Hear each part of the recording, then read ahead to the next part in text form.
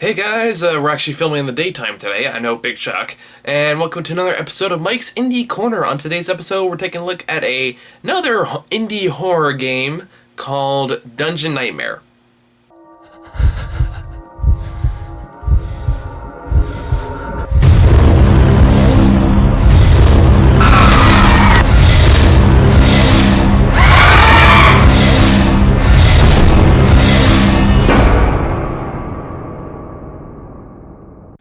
Okay, so Dungeon Nightmare. For those who don't know what this game is, you never heard of it, or you've never played it, Dungeon Nightmare is a indie horror game that is basically like a dungeon crawler slash adventure game where you have to explore a randomly generated dungeon, try to avoid the scares and danger in there, try not to die, find an artifact, and then escape through the nearest exit. Now, since the rooms are randomly generated, this will take anywhere from 5 minutes to about 20, depending on how fast you're going and how much you use the map. Apparently, a lot of people really like this game. A lot of people think it's really scary. A lot of people think it's really suspenseful. It has like 4.5 stars on the App Store. You can also get it online through the company's website. You can get it for a PC version of it. That's when I played, and that's when I did Let's Plays on. If you've watched my Let's Plays of this game, you probably already know what I'm going to say in that it's okay. Like, that's really the best thing I can come up with. I want to say, like, oh my god, this game's amazing. This game is so creative. This game is so interesting. But it's like, I can't in good faith say that, because I don't think that's the case. I mean, I'm gonna be lenient on my score for this, because it is a free game, and it doesn't really cost you anything to play it, but the big problem is, like, I was okay with this game at first. Like, I was like, okay, there's some genuinely good scares, there's some good suspense going on, there's good atmosphere, there is a certain level of unpredictability at first, when you're first playing, because you don't know how the game works yet. The problem is, and this is what killed the game for me, is like, I was fine with the game until I died for the first time, and then I realized, like I said, there's 7 levels in the game, that if you die, no matter what level you're at, you will start back to level 1 every single time. And like I said, these levels can take anywhere between 5 minutes to 20 minutes, depending on how fast you manage to find the artifact, which can take a long fucking time, because, like I said, the rooms are randomly generated, and these dungeons are very fucking big. So when you start all over again, it ceases to be scary, and this becomes a tedious, annoying kind of mess. And the problem with it is it also becomes increasingly predictable because of that. Like, by going back to the beginning, you have to replay the same levels again, even if they're randomly generated. The seams and the flaws and the tricks they're using to develop scares, the cracks in the pavement start to show up a little bit more, and it's kind of hard not to see it.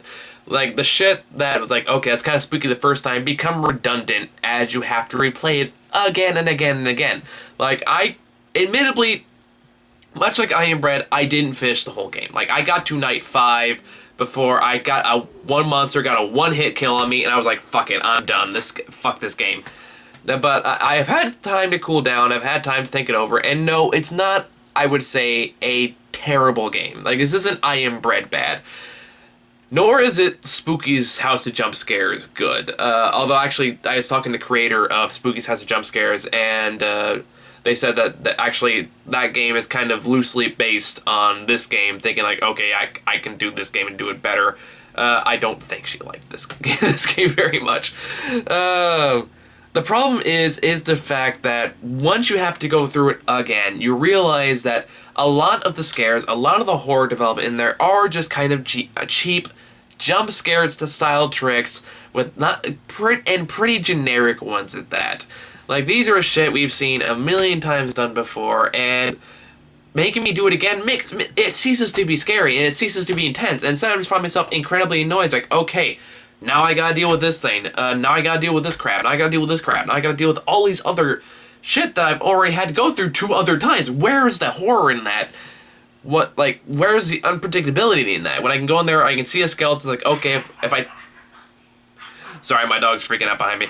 I can know what's gonna happen if I just be careful. I won't get that. I know the musical cues, so I know when to start running away. Although I will give it credit. The one genuinely good scare, I apologize for my dogs.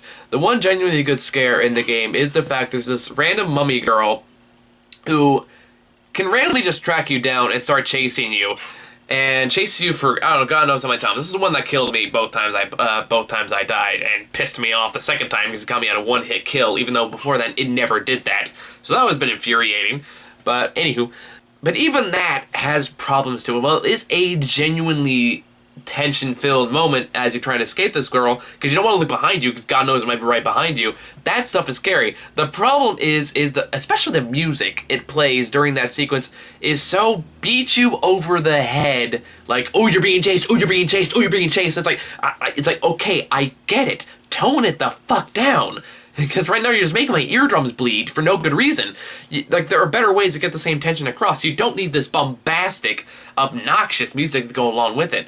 And even with its attempts to, like, build a story around, the story is no goddamn story. It's like Five Nights at Freddy's, where, like, a story is only very vaguely present. Although, like, as disjointed as the Five Nights at Freddy's story is, I find that way more interesting, because everything in this game is so deliberately vague that it ceases to be interesting and instead becomes infuriatingly annoying. Because you keep finding these notes. You find these notes everywhere around you, and which would be fine, which is cool, if they said anything remotely interesting. But instead they say, like, the most obvious, dumb, stupid shit that, like, we will find you, ooh, like, or you need to get out, or there is no escape. That's all they say. And there's dozens of these in each level. There's, like, at least a dozen on every fucking level. And it's like, okay, I get it. Say something new. Say something interesting.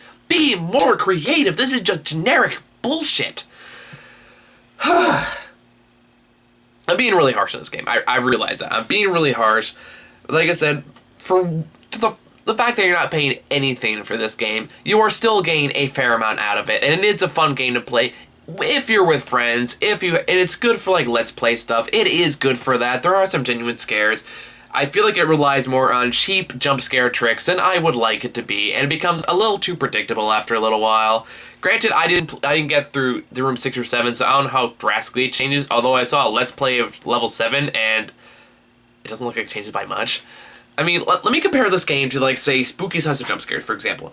Okay, now, I already praised Spooky's House of Jump Scares quite a bit, so I'm not going to go too much about it, but in this one, like, there was maybe 1 or 2 additional little challenges that popped up in every level that I played. In Spooky's House, yeah, you pretty much fought the same threats over and over again, but they dramatically changed, and they changed in a way that you could not predict. Even when the game was literally telling you what was coming up next, you didn't know quite what twist you were gonna get. And some shit would just pop right the fuck out of nowhere. So there was a genuine air of unpredictability. It's a genuine air that I don't know what's gonna happen next. With Dungeon Nightmare, I know what's gonna happen next. I know what's coming. I know when the screen goes black, I'm gonna hear a scary whisper, I'm gonna hear a scream, or I'm gonna hear something like that. I can predict the scares that are coming, so they cease to be scary. So, like, that's really my problem with it. I don't know if the sequel addressed any of this. I don't know. I haven't gotten a request for the sequel yet, so right now I don't have any intentions of playing it. If people ask, I'll play it, and I'll probably do a Let's Play of it, but right now it's not my top of my priority list. But again, for the fact that it's free, it deserves a little more credit than I'm giving, so I guess if I had to give this a score, I would give it, like, a 6.5. I'm being really generous, because again, it largely because it's free. If I had to pay money for this, I'd be a lot more harsh, probably. I don't think it's as great as a game a lot of people think it is, and if you're people that really love this game, good for you, enjoy it.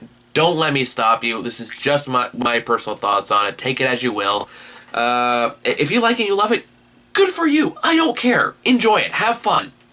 But for me, like, this is not, like, if I'm going to work my ass off to get this far, I don't want to feel like all my work is going to be undone completely because of one fucking mistake. Now, another game that did the similar concept and did it better, I would argue, is Alien Isolation. And you die a shit ton in that game, too. But that's a game where it actually makes it more tense rather than less frustrating, because at least I get to save my progress. But because you have an option to save your progress, like, you are constantly there's constantly tense-filled moments when you're trying to find those save points. I mean, granted, the game can be very frustrating, it can be very much rage quit, and when you do die and you lose hours of progress, you're like, fuck this game, and you'd be completely justified in your action as a case. But I feel like that system worked better in comparison to this. That makes you start all the way from the beginning of the game, which is infuriating. I mean, imagine if